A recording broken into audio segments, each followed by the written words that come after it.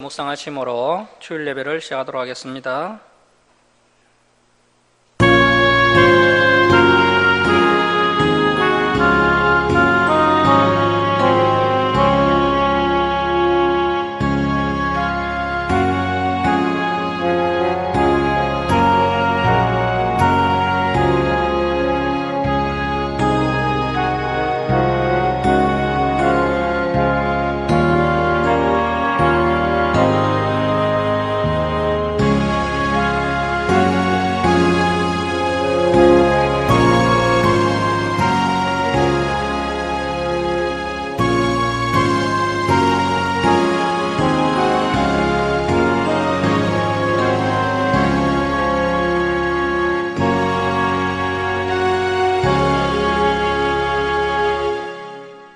너희는 여호와의 선하심을 맛보아할지어다.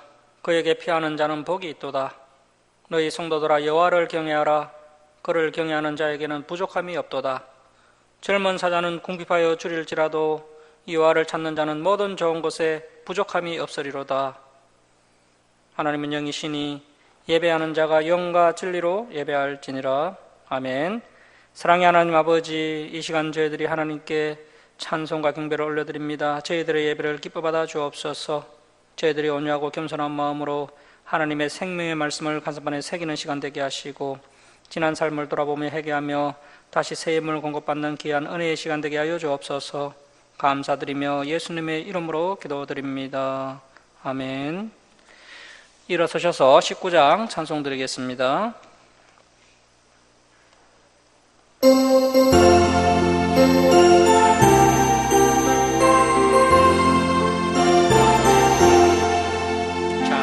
하는 소리에서 사람 기뻐하도다.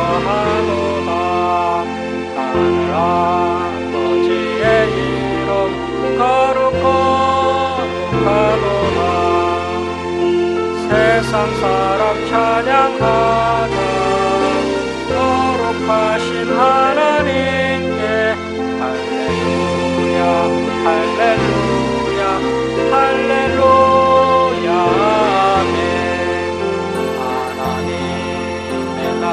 건세 영원토록 있도다. 하나님의 영광 나라 거룩하도다. 하늘 보좌 계신 주님 세상 주관하시도다. 할렐루야 할렐루야 할렐루야.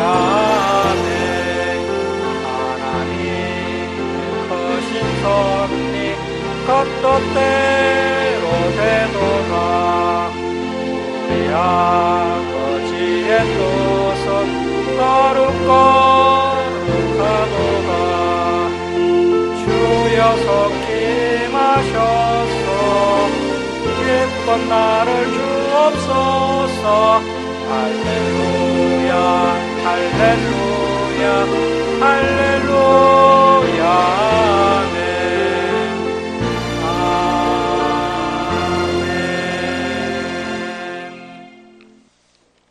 성시교독 12번 시편 19편입니다. 하늘이 하나님의 영광을 선포하고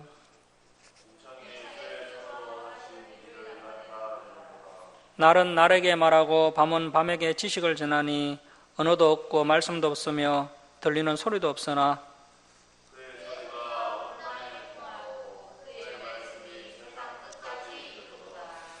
여호와의 율법은 안전하며 영혼을 소성시키며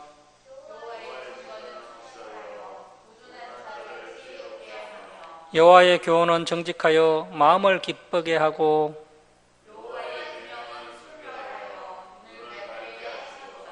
여호와를 경외하는 도는 정결하여 영혼까지 이루고. 함께 읽겠습니다. 금 곧 많은 순금보다 더 사모할 것이며 꿀과 송이꿀보다 더 달도다. 아멘. 사도신경으로 신앙 고백 드리겠습니다. 나는 전능하신 아버지 하나님 천지의 창조주를 믿습니다. 나는 그의 유일하신 아들 우리 주 예수 그리스도를 믿습니다. 그는 성령으로 잉태되어 동정녀 마리아에게 나시고 본디오 빌라도에게 고난을 받아 십자가에 못 박혀 죽으시고 장사된 지 사흘 만에 죽은 자 가운데서 다시 살아나셨으며 하늘에 오르시어 전능하신 아버지 하나님 우편에 앉아 계시다가 거기로부터 살아있는 자와 죽은 자를 심판하러 오십니다. 나는 성령을 믿으며 거룩한 공교회와 성도의 교제와 죄를 용서받는 것과 몸의 부활과 영생을 믿습니다. 아멘. 성경 말씀은 여호수아 8장 24절에서 29절입니다. 여호수아 8장 24절에서 29절 우리 교독하겠습니다. 이스라엘이 자기들을 강야로 추격하던 모든 아이 주민을 들에서 죽이되 그들을 다 칼날에 엎드러지게 하여 진멸하기를 마치고 온 이스라엘이 아이로 들어와서 칼날로 죽이매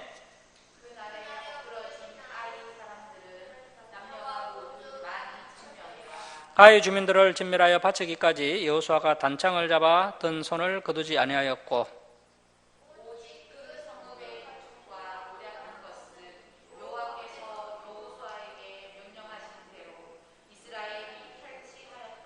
이에 여호수아가 아이를 불살라 그것으로 영원한 무더기를 만들었더니 오늘까지 항폐하였으며 그가 또 아이 왕을 저녁 때까지 나무에 달았다가 해질 때에 명령하여 그의 시체를 나무에서 내려 그 성문 어귀에 던지고 그 위에 돌로 큰 무더기를 쌓았더니 그것이 오늘까지 있더라. 아멘. 자리에 앉아주시기 바랍니다. 김강욱 지사님 기도해 주시겠습니다.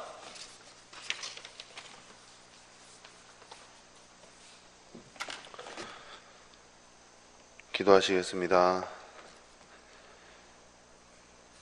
하나님 아버지 감사합니다. 한 주간도 저희를 사랑으로 먹이시고 지켜주셔서 하나님 전에 나와 예배드리게 하심에 감사와 찬송과 영광을 올려드립니다. 이 시간 우리의 예배를 기뻐 받아주시고 하나님의 말씀을 바르게 보는 눈과 듣는 귀와 깨닫는 마음을 주셔서 하나님의 말씀을 통하여 하나님의 심정을 알아가며 우리의 인격과 삶이 그리스도인답게 변화되고 성숙해지는 복된 시간 되게 하여 주시옵소서. 지난 한 주간도 육신의 연약함을 핑계로 하나님께서 주신 삶의 원리대로 살지 못하고 우리의 짧은 지혜와 계산에 의지하며 어리석게 살아왔음을 고백합니다. 하나님을 사랑한다고 하면서도 세상 것을 사랑하였고 내 자신을 사랑하며 쾌락을 사랑하였음을 고백합니다. 제 모든 죄악을 용서하여 주시옵소서. 시험과 환난으로 또는 영육 간의 병든 몸과 마음의 상처들도 치료하여 주시옵소서. 연약하고 부족한 우리 심령들이 어떠한 시련과 고난이 닥칠지라도 말씀 위에 굳건히 서서 용기와 믿음을 지킬 수 있도록 은혜 베풀어 주시옵소서.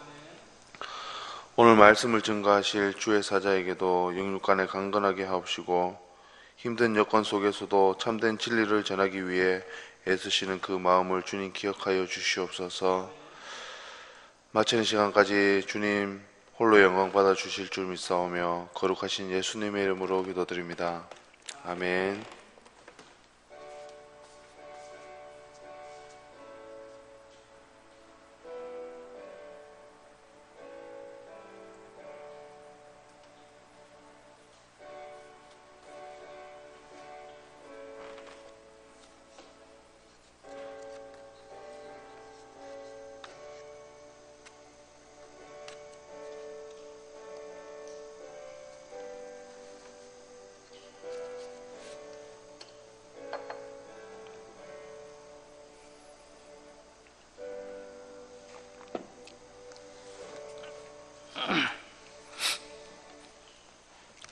(391장) 찬송 드리겠습니다.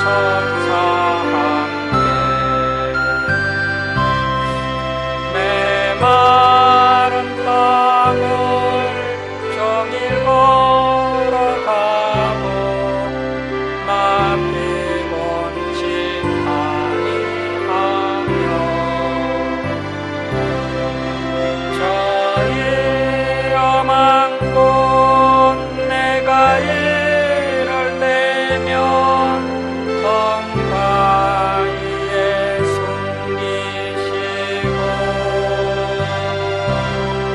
주 손으로 덮으시네.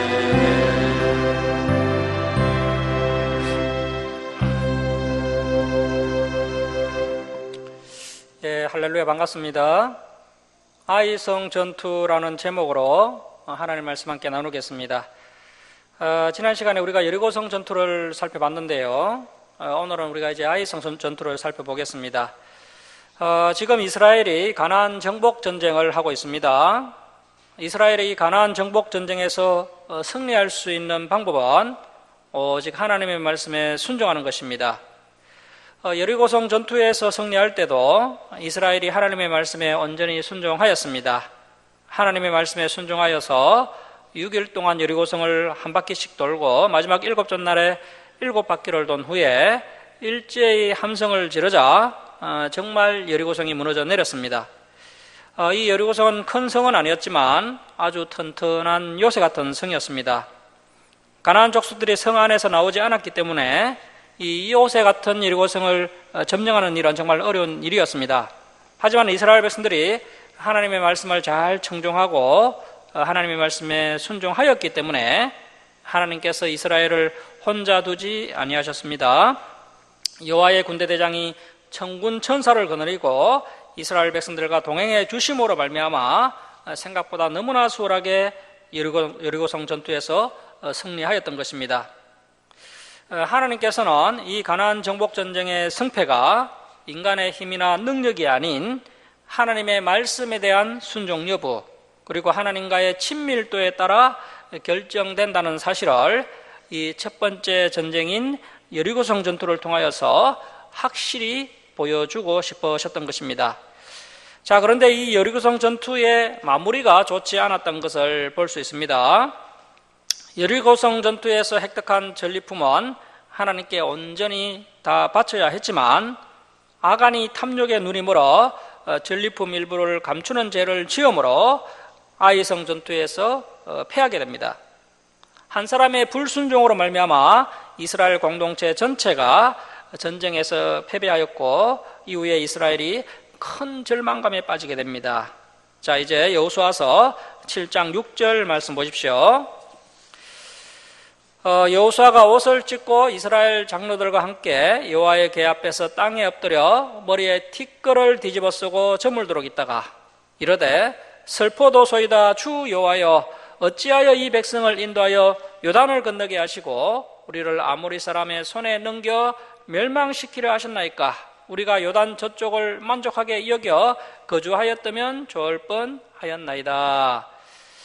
아이성은 여리고성에 비해서 정말 아이처럼 작은 성이었습니다. 그래서 여호수아 이스라엘 백성들은 아주 손쉽게 승리할 줄 알았습니다. 하지만 이스라엘은 아이성 전투에서 생각지도 못했던 패배를 하였고 이스라엘은 큰 절망감에 빠졌으며 여호수아는 지금 하나님 앞에서 탄식을 하고 있습니다.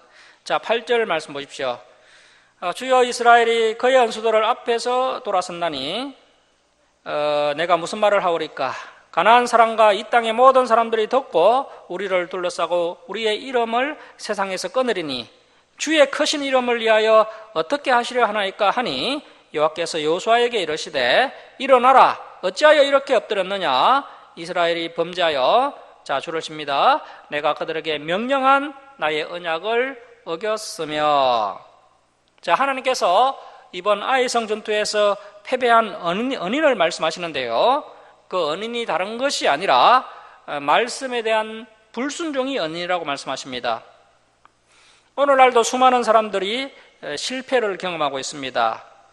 오늘날도 실패의 근원은 근본적 언인은 하나님의 말씀에 대한 불순종에서 비롯된다라고 볼 수가 있습니다. 자, 그리고 이 11절은 7절에서 여호수아가 하나님께 하나님 이렇게 패배할 거면 요단강을 건너게 하셨습니까? 이렇게 탄식을 했었죠. 그 말을 하나님께서 들으시고 그 여호수아에게 응답을 하신 것입니다. 내가 요단강을 건너게 한 것이 문제가 아니라 너희 이스라엘이 나와 맺은 언약을 어긴 것이 문제다.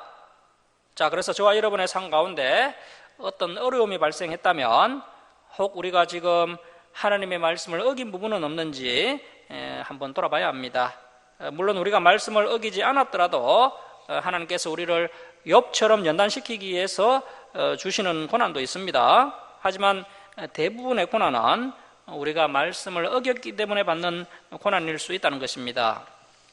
자, 11절 중반절 계속 보시면 또한 그들이 온전히 바친 물건을 가져가고 도둑질하며 속이고 그것을 그들의 물건들 가운데 두었느니라. 자, 이 여리고성 전투를 통해서 획득한 여러 가지 귀한 전리품들이 있었습니다. 그러한 전리품을 온전히 하나님께 바쳐야 했는데 이 아간이 탐욕에 눈이 멀어서 그 일부를 감추었던 것이죠. 자, 12절 말씀 보시면 그러므로 이스라엘 자손들이 그들의 원수 앞에 능히 맞서지 못하고 그 앞에서 돌아섰나니. 자, 그래서 하나님의 백성들이 하나님의 말씀을 어기면 원수 앞에 능히 맞서지 못하고 패배할 수밖에 없습니다. 자, 중반절 계속 보시면 이는 그들도 온전히 바친 것이 됨이라. 자, 줄을 칩니다. 그 온전히 바친 물건을 너희 중에서 멸하지 아니하면 내가 다시는 너희와 함께 있지 아니하리라. 자, 우리 하나님께서 언제 이스라엘 백성들과 다시 함께 하신다라고 약속하십니까? 온전히 바친 물건을 너희 중에서 멸하지 아니하면 내가 다시는 너희와 함께 있지 아니하리라. 자, 그래서 구체적인 행동이 수반되지 않으면 다시는 너희와 함께 하지 않겠다, 이렇게 말씀하고 계십니다. 자, 여러분, 우리가 하나님께 죄를 짓고 회개 기도를 드리지 않습니까? 그런데 문제가 무엇입니까? 우리 성도님들의 삶이 전혀 변화되지 않는다는 것입니다. 회개 기도를 하였지만 여전히 삶은 변화되지 않고 또다시 예전의 모습대로 죄를 지으면서 살다가 또 주일에 교회 와서 회개하는 일이 반복이 되는데요. 이것은 진정한 회개가 아닙니다. 이 회개라는 것은 실제로 삶을 바꾸는 것입니다. 진정한 회개는 반복적으로 말로만 회개하는 것이 아니라 실제로 말씀대로 살려고 몸부림치면서 나의 삶을 조금씩 바꾸어 가는 것이 진정한 회개입니다. 자, 13절 말씀 보십시오. 너는 일어나서 백성을 거룩하게 하여 이르기를 너희는 내일을 위하여, 자, 줄을 칩니다. 스스로 거룩하게 하라. 스스로 거룩하게 하라. 아주 중요한 말씀인데요. 이제 스스로 거룩하게 하는 방법이 나옵니다. 그것은 바로 죄를 잘라내는 것입니다. 자, 스스로 거룩하게 하라. 이스라엘의 하나님 여호와의 말씀에 이스라엘아, 너희 가운데 온전히 바친 물건이 있나니 너희가 그 온전히 바친 물건을 너희 가운데에서 제하기까지는, 그래서 입술로만 회개해서는 안 된다는 겁니다. 죄를 확실하게 잘라내야 합니다. 확실히 너희의 죄악을 제하기까지는 내 원수들 앞에 능히 맞서지 못하리라. 자, 그래서 하나님의 언약의 말씀을 어기고 죄 가운데 있으면 원수와 맞설 수 없습니다. 저와 여러분이 오늘 우리의 원수라 할 수 있는 이 사탄과 귀신들과 맞서서 승리하려면 반드시 하나님의 말씀을 경청하고 그 말씀에 순종할 때 이 원수들을 능히 맞서 승리할 수 있다는 것입니다. 지난번에도 말씀을 드렸듯이 인간의 더러움과 욕심이 하나님의 역사를 제한할 수 있다는 것입니다. 하나님의 능력은 변함이 없지만 인간의 상태에 따라 하나님께서 역사하시기도 하시고 또 역사하지 않으시기도 하신다는 겁니다. 자, 이번에는 이 아간이 자신을 거룩하게 관리하지 못하고 탐욕에 눈이 멀어서 전리품 일부를 감추는 죄를 범했기 때문에 하나님께서 이스라엘과 함께하지 않으셨던 것입니다. 이스라엘이 이번 전쟁에서 승리하기 위해서는 다른 방법이 없습니다. 스스로 거룩하게 하는 것입니다. 이스라엘 백성들이 아간이 숨긴 그 물건을 하나님의 말씀대로 처리하고 또 이 범죄자 아간을 징계를 해야 됩니다. 다시 말하면 죄악을 잘라내야 한다는 것이죠. 오늘날 상당수의 그리스도인들이 믿는다고 하면서도 본문의 아이성처럼 많은 패배를 경험하고 있습니다. 더욱이 사탄과의 영적인 전투에서 반복적으로 미혹을 당하고 또 계속해서 패배당하는 수많은 성도들을 보게 됩니다. 자, 이러한 실패와 패배를 성공과 승리로 바꾸는 유일한 방법은 스스로 마음과 몸을 거룩하게 구별하는 것입니다. 그래서 우리가 죄악을 잘라내고 또 성결하고 거룩하게 되면 하나님과의 관계가 친밀해진다는 것이죠. 자, 지금 저와 여러분의 상태는 어떠합니까? 저와 여러분의 상태는 하나님을 역사하도록 하는 그런 상태입니까? 아니면 하나님께서 역사하지 못하도록 하는 상태입니까? 우리의 삶의 성전보가 울려 퍼지도록 하기 위해서는 반드시 스스로를 성결하게 거룩하게 유지해야 한다는 것입니다. 성결하고 거룩한 성도만이 승리할 수 있고 또 하나님의 은혜와 복을 받아 누릴 수 있다는 사실을 우리는 늘 명심해야 합니다. 자, 이제 14절에서 15절은 하나님께서 하나님의 역사를 제한시켰던 범죄자를 색출하는 방법과 또 처리하는 방법에 대해 알려주십니다. 자, 14절 말씀 보십시오. 자, 우리 14절 말씀 우리 함께 읽겠습니다. 자, 시작. 너희는 아침에 너희의 지파대로 가까이 나오라. 여호와께 뽑히는 그 지파는 그 족속대로 가까이 나올 것이요 여호와께 뽑히는 족속은 그 가족대로 가까이 나올 것이요 여호와께 뽑히는 그 가족은 그 남자들이 가까이 나올 것이며. 자, 그래서 이 범죄자를 색출하는 방법은 먼저 12지파 중에서 이제 제비를 뽑습니다. 제비를 뽑아서 한 지파를 뽑고 그 한 지파 중에서 또 한 족속을 뽑고 그 한 족속 중에서 또 한 가족을 뽑고 그 한 가족 중에서 또 한 남자를 뽑는 순으로 범위를 점점 좁혀가면서 이 제비뽑기를 통하여서 범죄자를 색출하게 됩니다. 자, 15절 말씀 보십시오. 온전히 바친 물건을 가진 자로 뽑힌 자를 불사르되 그와 그의 모든 소유를 그리하라. 자, 줄을 칩니다. 이는 여호와의 언약을 어기고 이스라엘 가운데서 망령된 일을 행하였음이라 하셨다 하라. 자, 그 범죄자를 불사르는 이유가 다른 이유 때문이 아닙니다. 바로 하나님의 말씀을 어겼기 때문입니다. 오늘날 우리 한국교회의 가장 큰 문제점이 뭐냐 하면 우리 성도님들이 하나님의 말씀을 모르기 때문에 이 성경을 모르기 때문에 무엇을 어겼는지조차도 모른다는 것입니다. 자, 그래서 하나님의 말씀을 모른 채 대충 믿음 생활을 하는 것을 볼 수가 있는데요. 참으로 안타까운 현실이 아닐 수가 없습니다. 하나님의 진리의 말씀은 이미 우리의 두 손에 창세기부터 요한계시록까지 완벽하게 완성되어서 주어져 있습니다. 그래서 우리가 이 언약의 말씀을 잘 배워서 이제는 이 말씀을 지키면서 살아가야 하는 것입니다. 자, 15절 말씀 보십시오. 이에 여호수아가 아침 일찍 일어나서 이스라엘을 그의 지파대로 가까이 나오게 하였더니 유다 지파가 뽑혔고. 자, 여러분 현재 이 유다 지파의 대표가 누굽니까? 갈렙이죠, 갈렙. 이 갈렙이 여호수아는 아주 둘도 없는 절친한 친구이고 출애굽 1세대 중에서 유일하게 여호수아와 함께 가나안에 들어왔던 참 유일한 인물이었는데 이 유다 지파가 제비 뽑히자 이 갈렙은 상당히 놀랐을 것입니다. 자, 17절 말씀 보시면 유다 족속을 가까이 나오게 하였더니 세라 족속이 뽑혔고 세라 족속의 각 남자를 가까이 나오게 하였더니 삽디가 뽑혔고 삽디의 가족 각 남자를 가까이 나오게 하였더니 유다 지파 세라의 정손이요 삽디의 손자요 갈미의 아들인 아간이 뽑혔더라. 자, 이 말씀을 통해서 우리가 또 명심해야 할 것이 있습니다. 바로 우리 하나님의 눈은 결코 속일 수 없다는 사실입니다. 이 아간이 사람의 눈을 속이는 데는 성공했죠. 하지만 하나님의 눈은 속이지 못했습니다. 이 당시 이스라엘 백성의 인구가 한 250만 명 정도 되었는데 아간이 그 많은 사람들의 눈은 다 속였습니다. 하지만 하나님께서 이 아간의 범죄를 다 지켜보고 계셨던 것입니다. 자, 19절 말씀 보십시오. 그러므로 여호수아가 아간에게 이르되 내 아들아 청하노니 이스라엘의 하나님 여호와께 영광을 돌려 그 앞에 자복하고 내가 행한 일을 내게 알게 하라. 그 일을 내게 숨기지 말라 하니.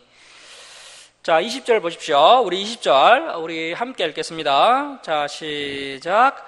아간이 여호수아에게 대답하여 이르되 참으로 나는 이스라엘의 하나님 여호와께 범죄하여 이러이러하게 행하였나이다. 자, 21절입니다. 내가 누락한 물건 중에 신할산의 아름다운 애투 한 벌. 자, 이 신할산은 바벨론 지역을 말하는 것인데요. 당시 바벨론 지역이 경제적으로 또 문화적으로 아주 번성하는 그런 곳이었는데 이 애투는 바로 이 바벨론에서 만들어진 최고급 옷이었습니다. 그래서 우리 사람들의 대표적인 욕심 중에 온욕심이 있습니다. 온욕심. 이 온욕심이 너무 지나치다면 나의 영적 건강도가 건강하지 않구나, 이렇게 생각을 하면 되겠습니다. 이후에 보면 이 아간뿐만 아니라 엘리사의 종 게하시도 똑같이 옷 때문에 사탄의 유혹에 넘어가는 것을 볼 수 있습니다. 그 역사가 요세푸스에 의하면 이 애토가 그냥 흐름한 애토가 아니라 검실로 직조된 그래서 앙들이 입는 그런 의복이었다고 이야기하고 있습니다. 자, 아무튼 이제 바벨론에서 만들어진 그 최고급 옷을 아간이 훔쳤던 것이죠. 자, 21절 상반절 계속 보시면 애토 한 벌과 은 200세겔, 지금도 은값이 상당히 많이 올랐는데요. 은 200세겔이면 한 2.28kg 정도 되는데요. 이것을 현 시세로 계산을 하면 한 250만 원 정도 됩니다. 자, 은 200세겔과 또 그 무게가 50세겔 되는 금덩이, 금덩이 50세겔은 570g입니다. 그래서 현 시세로 환산을 하면 한 4,400만 원 정도 됩니다. 자, 금덩이 하나를 보고, 자, 그래서 아간이 이렇게 이제 세 가지로 훔치게 되는데요. 하나님의 말씀대로라면 이 애토는 어떻게 해야 합니까? 애토는 불태워 없애야 합니다. 그리고 은과금은 어떻게 해야 합니까? 하나님의 곳간에 들어야 하는 것인데, 이 아간이 애토도 불태우지 않고 은금도 여호와의 곳간에 들어있지 않아서 하나님의 언약을 어기는 모습을 볼 수가 있습니다. 자, 그런데 아간이 이렇게 행했던 원인이 다른 것에 있던 것이 아니라, 자, 21절 중반절 보십시오. 자, 줄을 칩니다. 탐내어 가졌나이다. 탐내어 가졌나이다. 이것이 문제입니다. 그래서 예나 지금에나 이 탐심이 문제라는 겁니다. 여러분, 아담과 하와가 그 선악과를 따먹을 때도 보면 그 여자가 나무를 본 적 먹음직도 하고 보암직도 하고 참 지혜롭게 할 만큼 탐스럽기도 한 나무인지라. 자, 이렇게 하와가 탐심을 극복하지 못하고 사탄의 유혹에 넘어가는 것을 볼 수 있습니다.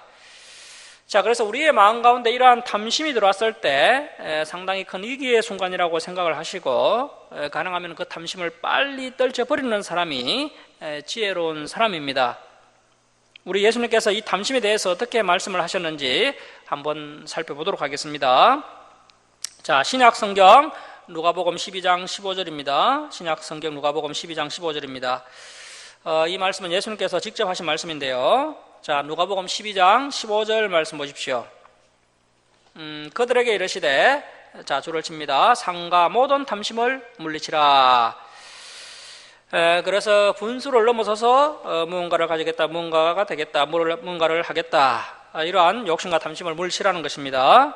상가 모든 탐심을 물리치라. 사람의 생명이 그 소유에 넉넉한 데 있지 아니하니라 하시고.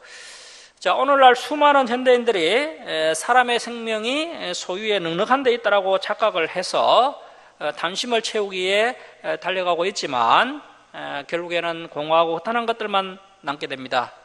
분수에 넘치는 욕심을 채우려다가 결국 망하게 되는 사람들이 넘쳐나고 있습니다. 자, 그래서 처음부터 이러한 탐심을 물리치는 사람이 지혜로운 사람입니다. 자, 다시 여호수아 7장 21절 중반절 말씀 보십시오.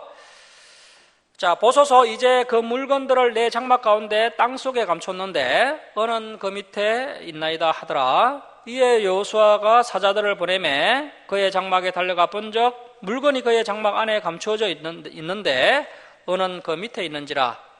그들이 그것을 장막 가운데서 취하여 여호수아 이스라엘 모든 자손에게 가지고 오매 그들이 그것을 여호와 앞에 쏟아 놓으니라.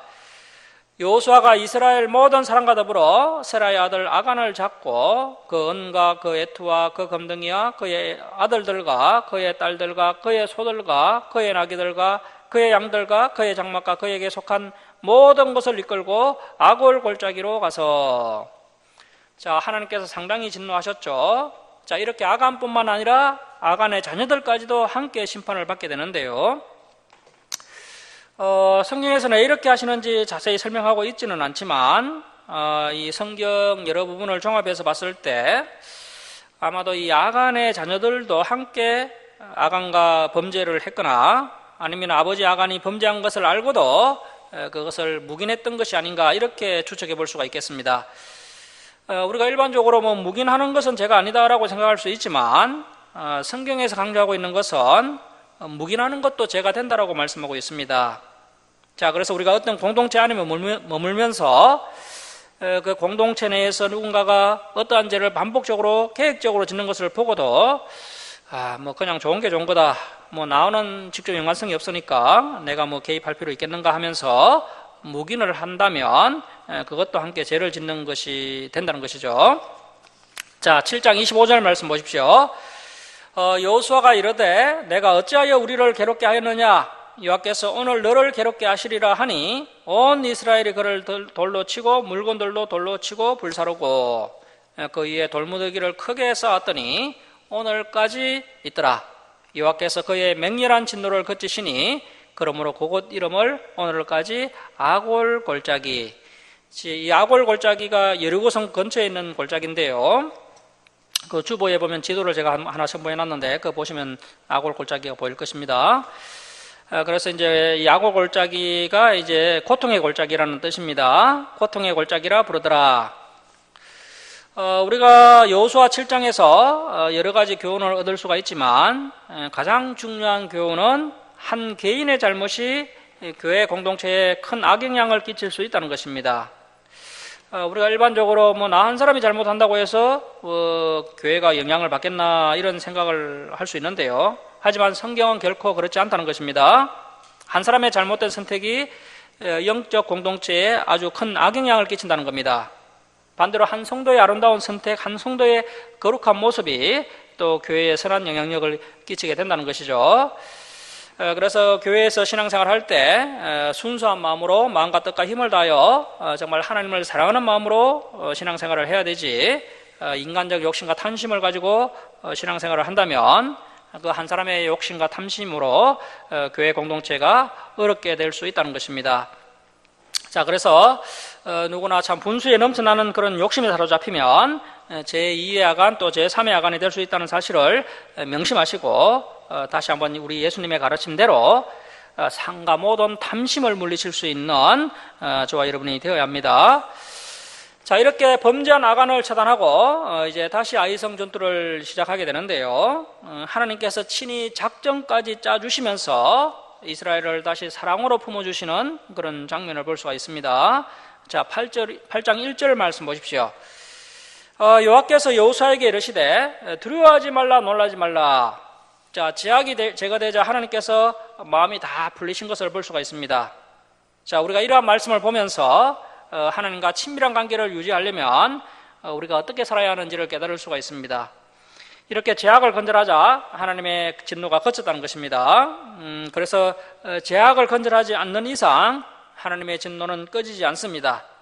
자, 이렇게 하나님과의 관계가 이제 죄를 건절하면서 회복되게 됩니다. 그리고 또 여호수아 1장에서 우리가 들었었던 그 2로의 메시지가 다시 한번 반복되는 것도 볼 수가 있습니다. 자, 1절 중간절 계속 보시면 군사를 다 거느리고 일어나 아이로 올라가라. 보라, 내가 아이 왕과 그의 백성과 그의 성읍과 그의 땅을 다 내 손에 넘겨주었으니 너는 여리고와 그 왕에게 행한 것 같이 아이와 그 왕에게 행하되 오직 거기서 탈취한 물건과 가축은, 자, 줄을 칩니다. 스스로 가지라, 스스로 가지라. 자, 여리고성 전투는 첫 번째 가나안 전투이기 때문에 하나님께 전리품을 다 바쳤지만 이제 아이성 전투부터는 전리품을 백성들이 다 차지하게 됩니다. 자, 이렇게 조금만 기다리면 우리 하나님께서 다 알아서 챙겨주신다는 것이죠. 그런데 이 아간이 그만 욕심을 부리다가 비참한 최후를 맞이하고 말았습니다. 자, 2절 하반절 말씀 보십시오. 줄을 씁니다. 너는 아이성 뒤에 복병을 둘지니라 하시니. 자, 이것이 바로 두 번째 아이성 전투의 핵심 작전이 되겠습니다. 복병을 둘지니라. 하나님께서 친히 매복 작전을 알려주십니다.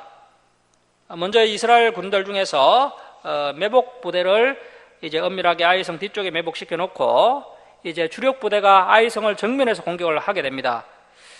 그리고 이 주력 부대가 공격을 하다가 작전상 후퇴를 하게 되죠. 그래서 마치 거짓으로 전쟁에 패한 것처럼 후퇴를 하면 이 아이성 군인들이 이제 자기들이 이겼다고 생각을 하고 성 밖으로 이제 따라 나와서 이스라엘을 추격하게 되는 거죠. 그때 이제 뒤쪽에 숨어 있던 매복 부대가 아이성을 점령하는, 비어 있는 아이성을 점령하는 그런 작전을 펼치게 됩니다. 이 작전은 하나님께서 친히 알려주신 작전입니다. 자, 3절 말씀 보십시오. 이에 여호수아가 일어나서 군사와 함께 아이로 올라가려 하여, 자, 줄을 칩니다. 용사 3만 명, 용사 3만 명 줄을 치시고요. 3만 명을 뽑아 밤에 보내며, 자, 처음에는 몇 명을 보냈습니까? 1차 전투에서는 3천 명을 보냈죠. 이제 정신을 번쩍 차리고 매복할 군사만 3만 명을 보냅니다. 앞전에 10배인 3만 명을 보냅니다. 자, 그래서 우리가 여기에서 명심해야 할 것이 이 전쟁을 실제로 누가 치르고 있는지를 좀 봐야 됩니다. 겉으로는 뭐 이스라엘 백성들이 전쟁을 하는 것 같지만 사실은 여호와의 군대대장과 천군 천사들이 여호수아와 이스라엘을 대신해서 싸우고 있는 것입니다. 자, 그런데 우리가 이러한 영적 전쟁에 임할 때 반드시 명심해야 할 것은 하나님의 군대대장이 우리를 대신해서 싸워주신다 할지라도 사람이 최선을 다해야 할 부분은 반드시 사람이 최선을 다해야 한다는 것입니다. 우리 하나님은 스스로 돕는 자를 돕습니다. 만약에 우리 주사랑교회의 미래 가운데 하나님께서 놀라운 계획과 섭리를 가지고 계신다 할지라도 저와 여러분이 중간에 포기를 해버린다면 우리 주사랑교회의 미래는 어떻게 되겠습니까? 우리가 포기하면 뭐 결국 아무 일도 일어나지 않는 것이죠.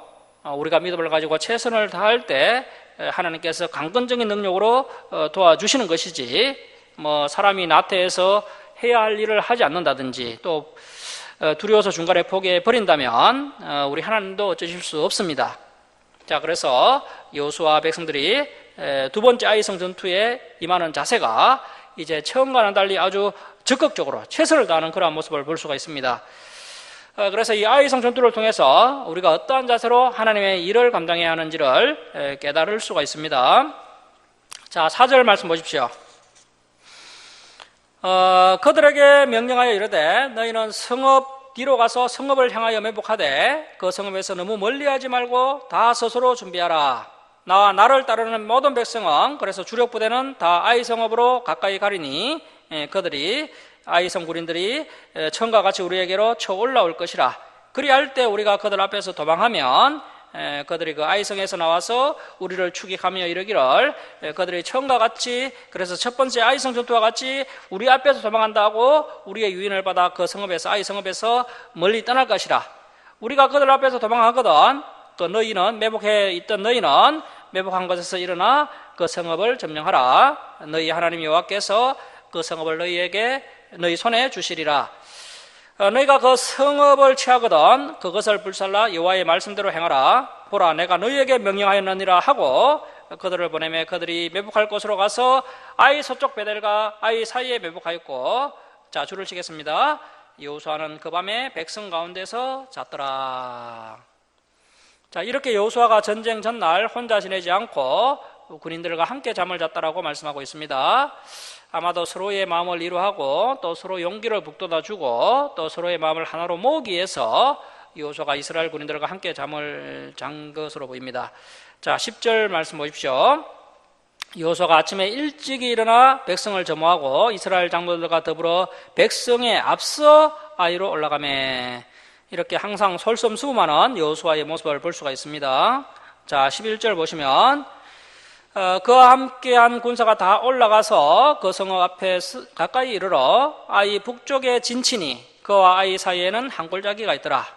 그가 약 5천 명을 택하여 성읍 서쪽 베델과 아이 사이에 매복시키니.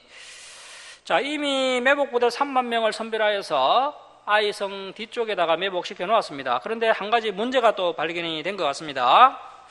아이성 북서쪽 한 4km 지점에 베델성이 있습니다. 베델성. 여호수아는 그 베델에서 또 이 아이성을 지어낼 가능성이 있다고 판단한 것으로 보입니다. 그래서 이제 17절을 좀 보시면요, 그 베델에서 아이성을 이렇게 지어냈다는 흔적이 남아 있습니다. 아이와 베델의 군인들이 함께 있었다는 사실을 17절을 통해서 확인할 수가 있죠. 그래서 여호수아는 이 베델성 사람들이 아이성 사람들을 지어낼 가능성이 있다고 판단하고 군사 5천 명을 추가로 선별해서 이 베델 군인들을 대적하기 위해서 이렇게 미리 매복을 시켜놓은 겁니다. 자, 이러한 본문을 통하여서 여호수아가 얼마나 철저하게 준비를 했는지, 그래서 인간이 해야 할 일을 얼마나 최선을 다하여 감당했는지를 발견하게 됩니다. 자, 그래서 아이성 2차 전투는 반드시 승리하고 말겠다는 그러한 결연한 의지가 있었고, 그 여호수아의 그 결연한 의지에 하나님께서 능력을 더하여 주셔서 놀라운 승리를 거두게 된 것입니다.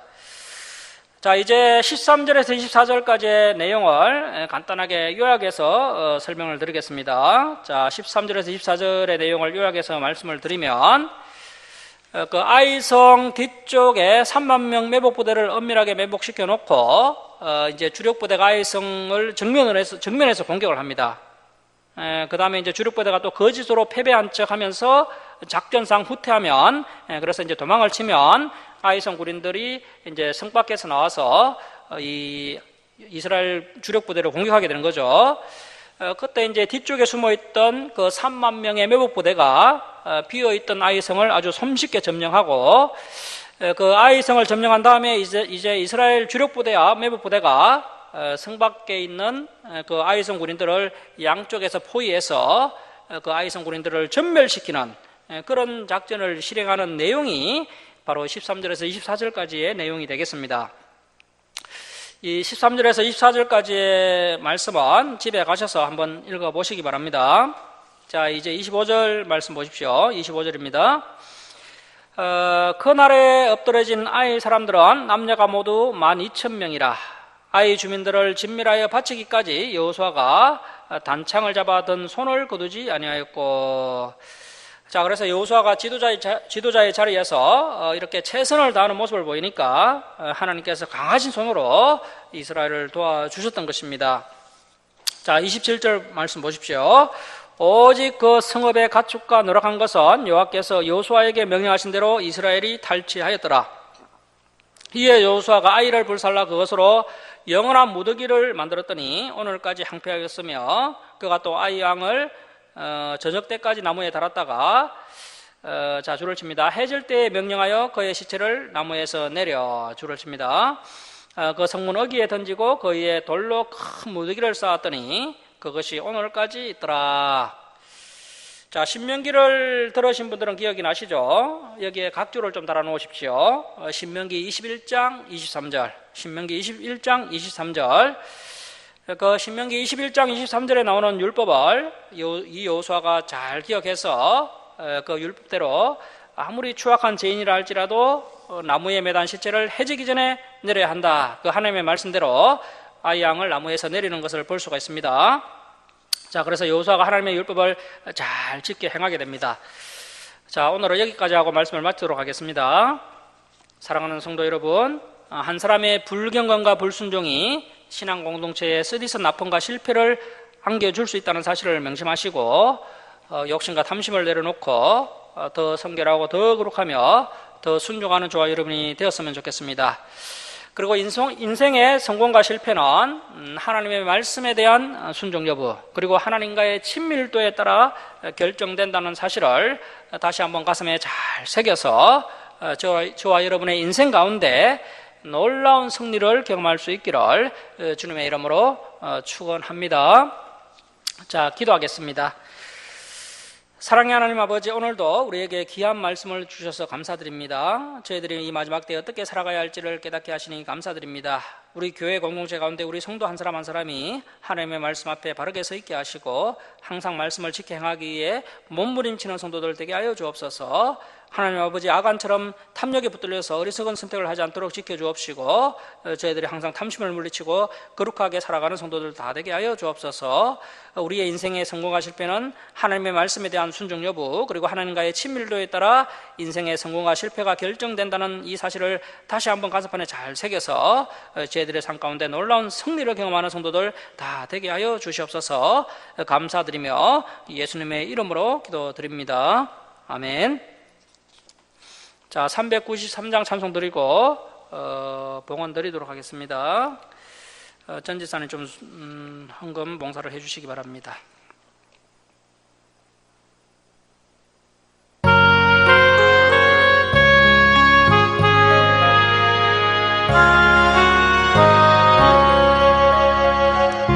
신실하신 주 내 아버지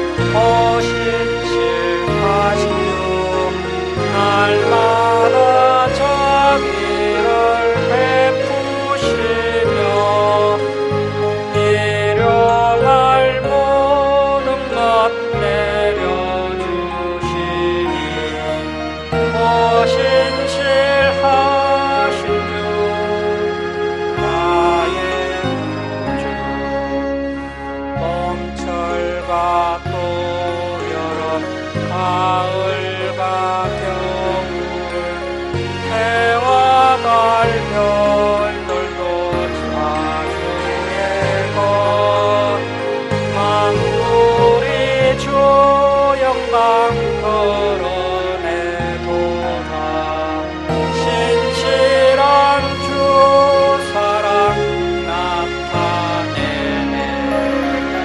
오신실하신 주, 오신실하신 주, 날마다 자비를 베푸시며 일용할 모든 것 내려주시니 오신실하신 주 나의 구주. 내 죄를 사하여 안위하시고 주 친히 오셔서 인도하네. 오늘의 힘내고 내일의 소망, 주만이 만국을 내리시네. 오신실하신 주, 오신실하신 주, 날마다 자비를 베푸시며 일용할 모든 것 내려주시니 오신실하신 주 나의 구주. 봉헌 드리겠습니다. 11조 예물 올려드립니다. 그리고 감사한 거 본사에 감사드립니다 하면서 감사의물 올려드렸습니다. 그리고 주정음 올려드렸습니다. 기도하겠습니다. 사랑의 하나님 아버지, 크신 사랑과 은혜에 감사드립니다. 죄악 가운데 멸망당할 저희들을 독생자 예수 그리스도의 보혈로 구원하여 주시고 날마다 진리의 말씀으로 승리의 길로 인도해 주시니 감사드립니다. 하나님 아버지께서 때마다 저희들에게 필요할 양식을 공급해 주시고 또 이렇게 은혜 베풀어 주셔서 또 이렇게 함께 예배드리게 하시고 또 이렇게 감사가 넘쳐나는 그런 복된 가정 되게 하시니 감사드립니다. 저희들이 오직 주님만을 믿고 의지하며 또 주님을 따라 살아가는 복된 가정 다 되게 하여 주옵시고 또 여러 가지 또 문제 때문에 또 필요 때문에 주님께 간구하는 기도 제목이 있사온데 그 기도 들으시고 주님께서 응답하여 주셔서 또 부족한 것 풍성하게 채워 주시옵소서. 그리하여서 이제는 정말 밥 베풀며 나눠주며 사는 그런 복된 삶을 살아가는 우리 성도들 되게 하여 주시옵소서. 이 예물을 쓰는 것마다 하나님의 영광이 나타나게 하여 주시옵소서. 감사드리며 예수님의 이름으로 기도드립니다. 아멘. 예, 교회 소식을 전합니다. 오늘 우리 교회 예배를 드리러 오신 우리 성도님들 주님의 이름으로 주님의 이름으로 감사드립니다. 일정 식당에 차와 식사가 준비되어 있으니 드시고 돌아가시기 바랍니다. 한국교회 예배 회복을 위해서 또 우리 조사랑교를 위해서 함께 기도해 주시기 바랍니다. 그리고 또 우리 교회 이제 예배 드리다가 또 다른 교회로 이제 이사 때문에 다른 교회를 섬기고 계시는 우리 강성교 집사님 김효수 집사님이 지금 코로나에 걸리셔서 많이 힘들어하고 계시는데 부작용 없이 회복될 수 있도록 함께 기도해 주시기 바랍니다. 주일 예배 때 살펴봤던 말씀들 한 주간 동안 복습하시고 다음 주일에 진행될 말씀들도 미리 읽어오시기 바랍니다. 일어서셔서 5장 찬송 드리고 축도로 예배를 마치도록 하겠습니다.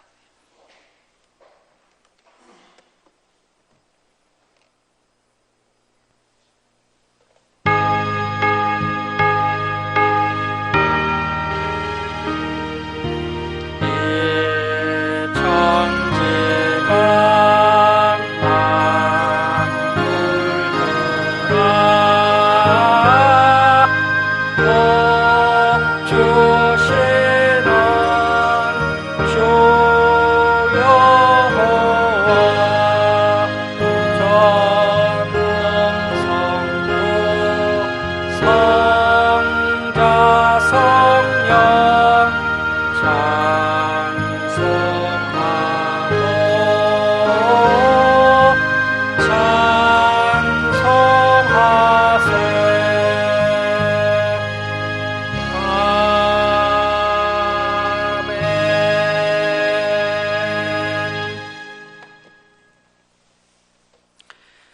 지금은 우리 주 예수 그리스도의 은혜와 하나님 아버지의 극진하신 사랑하심과 성령님의 감화감동하심과 교통하심이 하나님의 말씀에 순종하고 하나님과 더욱 친밀하여서 인생 가운데 놀라운 승리를 경험하는 사랑하는 김천 주사랑교회 성도들 무리와 이 땅의 모든 교회에 이제로부터 영원토록 함께 있을지어다. 아멘.